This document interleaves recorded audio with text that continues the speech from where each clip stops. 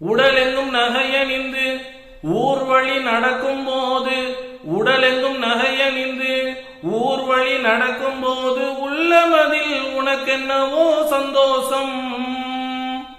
உடலெங்கும் நகையணிந்து ஊர்வழி நடக்கும் போது உள்ளமதில் உனக்கென்னவோ சந்தோஷம்.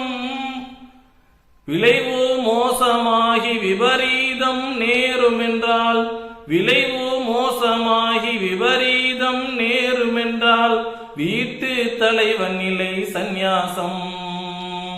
ஃபாத்திமுத்து ஸஹரா போல் வாழம்மா, நகை பாரங்களை சுமக்க சொன்னது யாரம்மா?